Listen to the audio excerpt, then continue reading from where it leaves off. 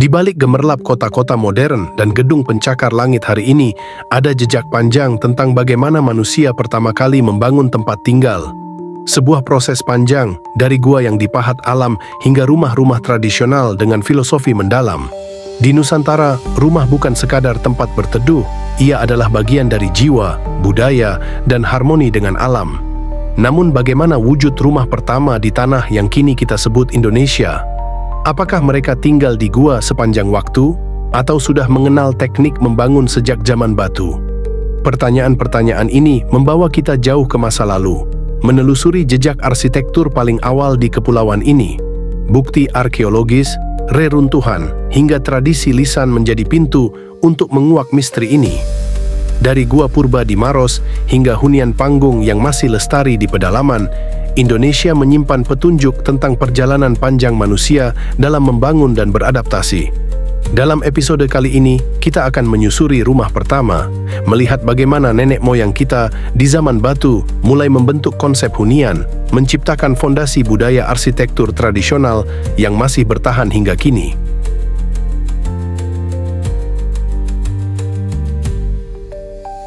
Zaman batu menandai periode awal ketika manusia mulai menetap dan membentuk komunitas kecil. Di Nusantara, masa ini dimulai sejak era Paleolitikum saat manusia masih hidup nomaden dan memanfaatkan alam sebatas tempat singgah. Gua-gua alam seperti di Leang-Leang, Sulawesi Selatan, menjadi saksi bisu kehidupan mereka. Gua bukan hanya pelindung dari cuaca dan binatang buas, ia juga menjadi ruang spiritual, terbukti dari lukisan tangan dan babi rusa yang menghiasi dinding batu. Ini menunjukkan bahwa bahkan hunian paling awal pun memiliki nilai lebih dari sekadar fungsi fisik. Ada unsur simbolik dan budaya di dalamnya. Seiring waktu, manusia mulai beradaptasi dengan lingkungan, membangun tempat tinggal semi permanen menggunakan bahan-bahan alami. Ranting, daun, dan batu digunakan untuk menciptakan struktur sederhana. Ini adalah cikal bakal dari rumah-rumah tradisional yang kelak berkembang lebih kompleks. Arkeolog menemukan sisa-sisa tiang rumah kayu di beberapa situs purba, termasuk di wilayah pesisir dan dataran tinggi. Ini menunjukkan bahwa pada akhir zaman batu, manusia sudah tidak lagi sepenuhnya bergantung pada gua sebagai tempat tinggal. Perubahan gaya hidup dari nomaden menjadi menetap adalah pemicu utama munculnya konsep rumah. Dari sinilah peradaban arsitektur di Nusantara mulai tumbuh, dengan hunian sebagai pusat aktivitas, identitas, dan interaksi sosial.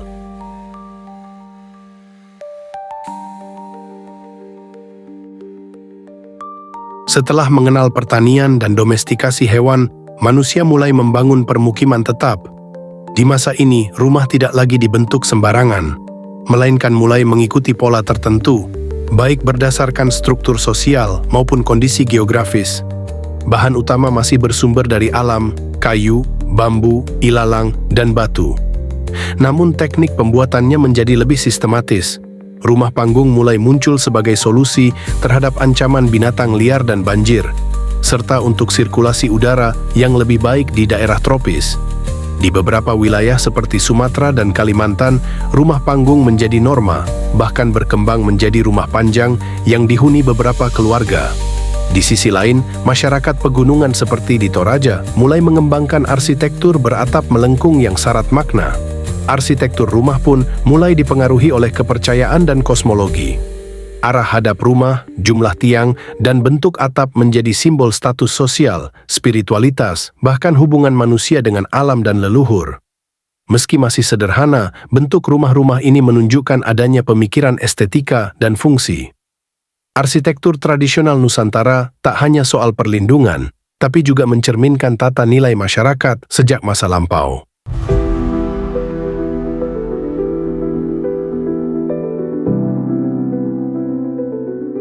Di beberapa kawasan, peninggalan dari masa megalitikum juga menunjukkan perkembangan bentuk hunian. Salah satu contohnya adalah tradisi penggunaan batu besar sebagai fondasi atau pelindung rumah, seperti yang ditemukan di Nias dan Sumba. Batu tidak hanya dipakai untuk monumen atau makam, tetapi juga untuk struktur rumah. Rumah-rumah adat Nias, misalnya, dibangun di atas batu-batu besar sebagai penyangga, memberikan ketahanan terhadap gempa dan banjir. Tradisi ini mencerminkan kemampuan masyarakat dalam memahami geologi dan merespons kondisi lingkungan dengan teknologi yang sederhana namun efektif.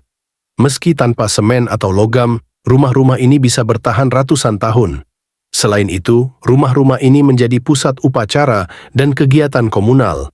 Dalam tradisi megalitik, hunian bukan hanya ruang pribadi, tapi juga tempat berkumpul, bermusyawarah, dan beribadah bersama leluhur. Warisan megalitik dalam arsitektur menjadi bukti bahwa sejak dahulu, masyarakat Nusantara telah memiliki pemikiran arsitektural yang maju, menyatukan fungsi praktis, nilai simbolik, dan kekuatan struktur dalam satu kesatuan.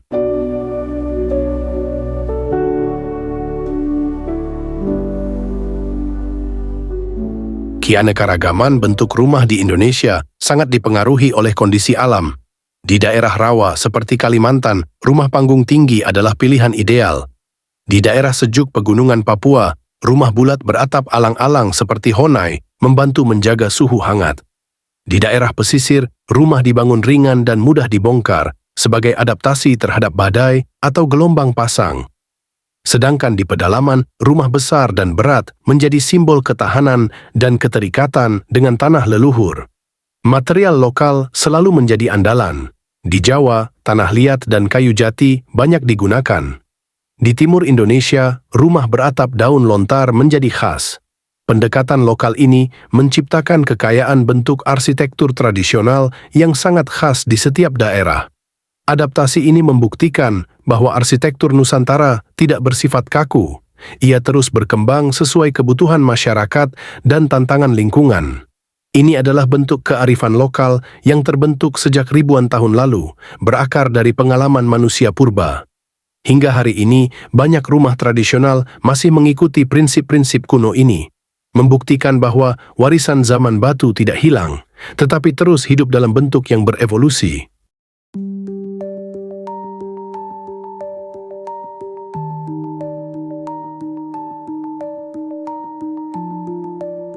Sayangnya, perkembangan zaman dan modernisasi membuat banyak rumah tradisional mulai ditinggalkan.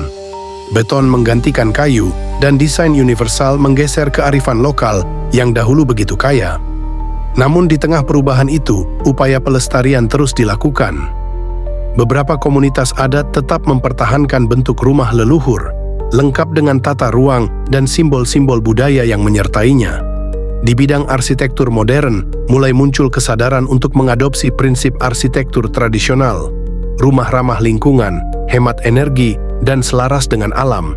Sebuah langkah mundur yang justru membawa kemajuan. Kawasan seperti Kampung Wairebo di Flores atau Desa Adat Toraja menjadi contoh bagaimana rumah tradisional bisa menjadi daya tarik budaya dan wisata yang sekaligus menghidupkan kembali nilai-nilai leluhur. Masa depan arsitektur Nusantara mungkin bergantung pada bagaimana kita memandang masa lalu. Jika rumah pertama dibangun dengan semangat adaptasi dan keharmonisan, maka rumah masa depan harus mampu meneruskan semangat yang sama.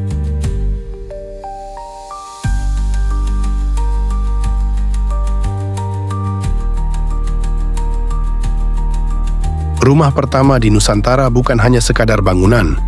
Ia adalah titik awal lahirnya peradaban, pusat kehidupan manusia, dan cermin dari cara berpikir serta beradaptasi dengan alam.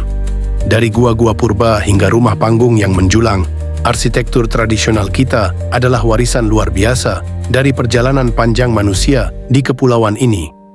Di dalamnya terkandung pengetahuan, filosofi, dan semangat hidup yang tak lekang oleh waktu.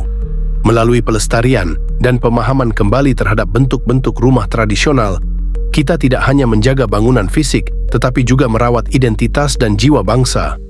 Inilah rumah pertama, tempat lahirnya peradaban, penjaga budaya, dan saksi perjalanan panjang manusia Indonesia sejak zaman batu.